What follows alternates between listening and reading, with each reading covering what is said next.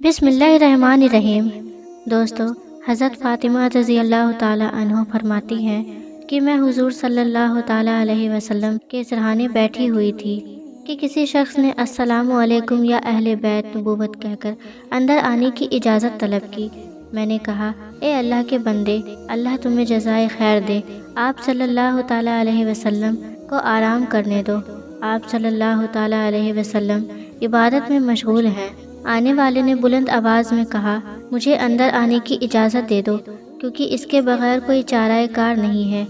اور اسی وقت آپ صلی اللہ تعالی علیہ وسلم نے اپنی آنکھیں کھولی اور سیدہ طاہرہ فاطمہ رضی اللہ تعالی عنہ سے فرمایا، تمہیں پتہ ہے کہ تم کس سے باتیں کر رہی ہو؟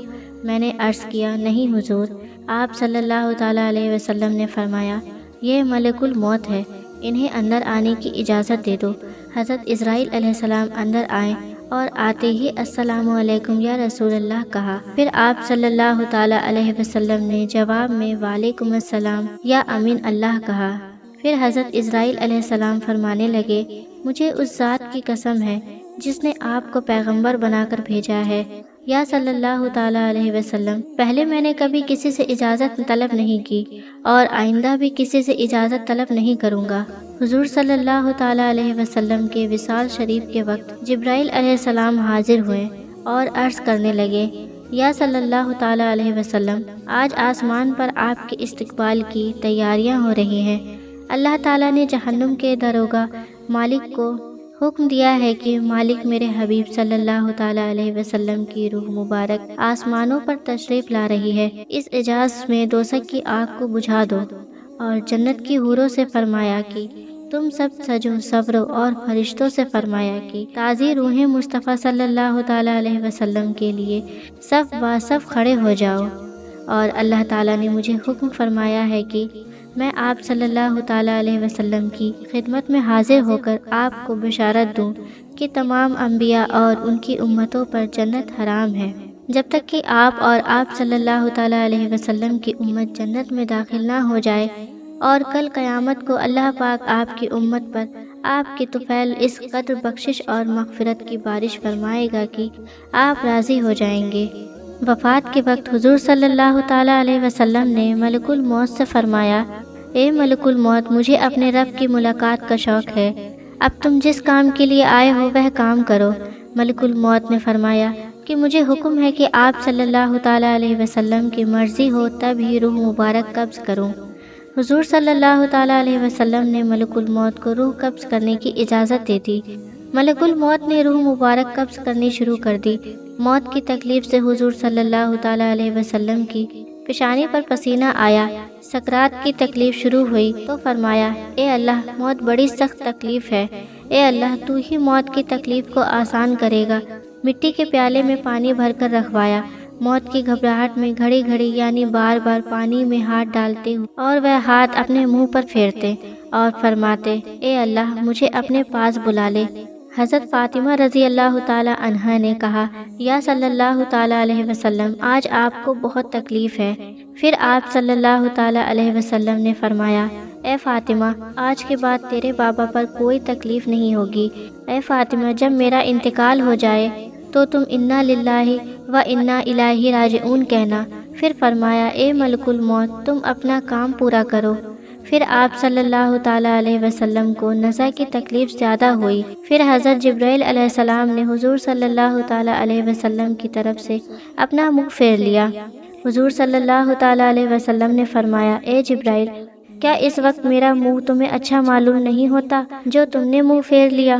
پھر حضرت جبرائیل علیہ السلام روئے اور عرض کرنے لگے، یا صلی اللہ تعالی علیہ وسلم، کس دل سے آپ کی نزع کی حالت دیکھ سکتا ہوں؟ پھر حضور صلی اللہ تعالی علیہ وسلم نے فرمایا، الصلاۃ الصلاۃ، اے لوگو، دیکھو نماز کی حفاظت کرنا۔ یہ فرما کر پھر صلی اللہ تعالی علیہ وسلم نے فرمایا، یا ربی امتی، یا ربی امتی۔ یہ کہتے کہتے آپ صلی اللہ تعالی علیہ وسلم کی جان سینے تک پہنچ چکی تھی، نیچے کے جسم کی جان نکل چکی تھی، مگر امت گنہگار کا کلمہ منہ پر جاری تھا۔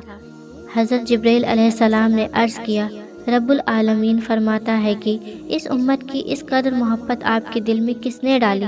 آپ صلی اللہ تعالیٰ علیہ وسلم نے فرمایا اللہ تعالیٰ فرماتا ہے آپ صلی اللہ تعالیٰ علیہ وسلم کی امت پر 1000 درجہ آپ سے زیادہ مہربان ہے۔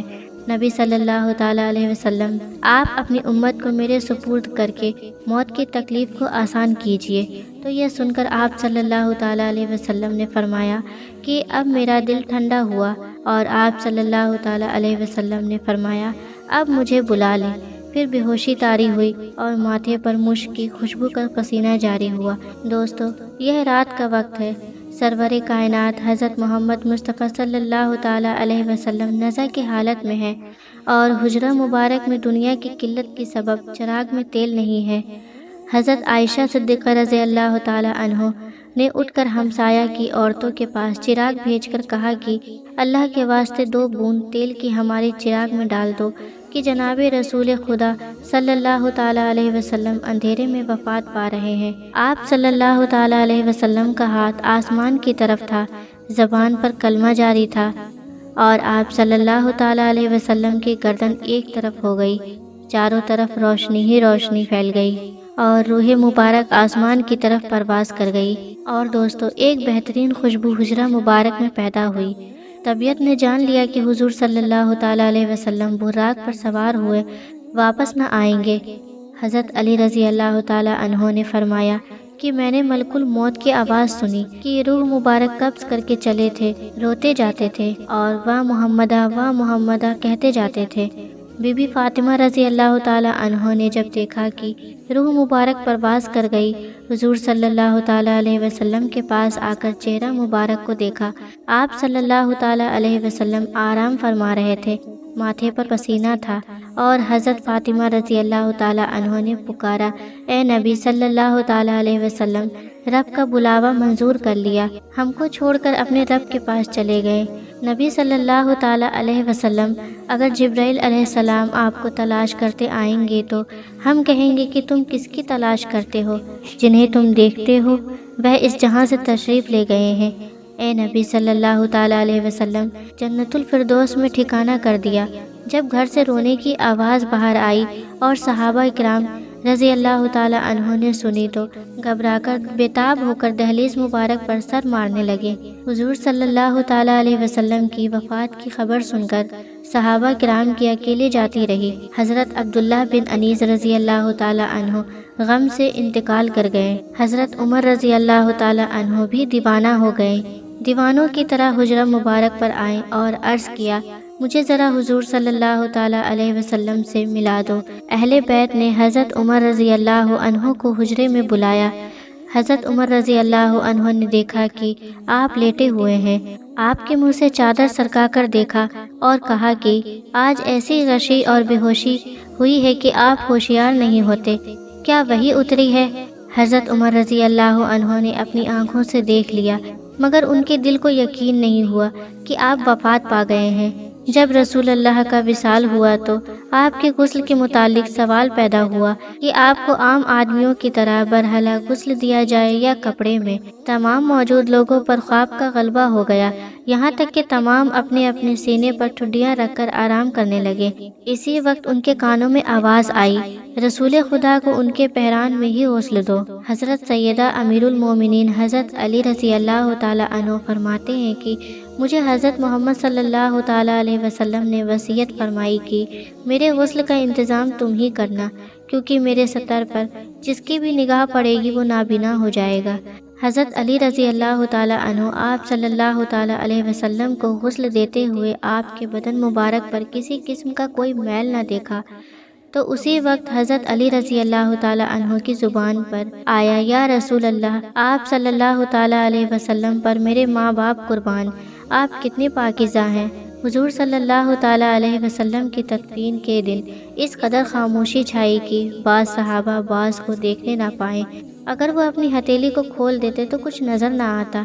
یہ تاریکی کی حضور صلی اللہ تعالیٰ علیہ وسلم کی تدفین تک چھائی رہی۔ حضرت علی رضی اللہ تعالیٰ عنہ کا بیان ہے کہ جب حضور صلی اللہ تعالیٰ علیہ وسلم کا انتقال ہوا تو غیب سے آواز آئی، السلام علیکم یا اہل بیت و رحمۃ اللہ وبرکاتہ، کہتے ہیں حضور صلی اللہ تعالیٰ علیہ وسلم جب وفات پائے تو آپ کے مؤذن حضرت عبداللہ بن زید رضی اللہ تعالیٰ عنہ نے یہ خبر سنی تو اس قدر غم زدہ ہوئے کہ نابینا ہونے کی دعا مانگنے لگے اور کہنے لگے میرے آقا کے بغیر یہ دنیا میرے لیے کسی کام کی نہیں رہی۔ آپ اسی وقت نابینا ہو گئے۔ لوگوں نے کہا تم نے یہ دعا کیوں مانگی؟ تو انہوں نے فرمایا کہ لذت نگاہ تو آنکھ میں ہے، مگر حضور صلی اللہ تعالیٰ علیہ وسلم کے بعد اب میری آنکھیں کسی کے دیدار کا شوق نہیں رکھتی۔ علی رضی اللہ تعالیٰ عنہ کہتے ہیں کہ جب آپ حضور صلی اللہ تعالیٰ علیہ وسلم کو دفن کر رہے تھے تو ایک عربی آ کر حضور کی تربت پر لیٹ گیا اور کہتا تھا یا صلی اللہ تعالیٰ علیہ وسلم، آپ نے حکم دیا اور ہم نے سنا، آپ نے قرآن کریم اللہ تعالیٰ سے سیکھا اور ہم نے آپ سے سیکھا۔ اللہ تعالیٰ نے فرمایا اگر یہ لوگ اپنی جانوں پر ظلم کریں اور آپ کی بارگاہ میں حاضر ہو کر اللہ تعالیٰ سے استغفار کریں اور اللہ کے رسول صلی اللہ تعالیٰ علیہ وسلم ان کی بخشش طلب کرے تو وہ اللہ کو بہت توبہ قبول کرنے والا اور رحم کرنے والا پائیں گے۔ ہم نے اپنی جانوں پر ظلم کیا اور آپ کی بارگاہ میں حاضر ہوئے ہیں تاکہ آپ ہماری بخشش طلب کریں۔ اسی وقت قبر اطہر سے آواز آئی کہ تم بخش دیے گئے ہو، تم بخش دیے گئے ہو۔ پیارے دوستو، امید کرتی ہوں کہ آپ کو آج کا یہ واقعہ بہت پسند آیا ہوگا۔ اس واقعے کو زیادہ سے زیادہ اپنے دوستوں میں شیئر کریں۔ اگر ویڈیو اچھی لگی ہے تو لائک کر کے ہمارے چینل کو سبسکرائب کر لیجئے اور ساتھ میں لگے بیل کو بھی دبا دیں تاکہ ہماری ہر نئی آنے والی ویڈیو کا نوٹیفیکیشن بر وقت آپ کو ملتا رہے، اور پیارا سا کمنٹ کر کے اپنی رائے ضرور بتائیں۔ اگر زندگی رہی تو ایک اور ویڈیو کے ساتھ انشاءاللہ حاضر ہوں گے۔ ابھی ہمیں اجازت دیجیے۔ السلام علیکم۔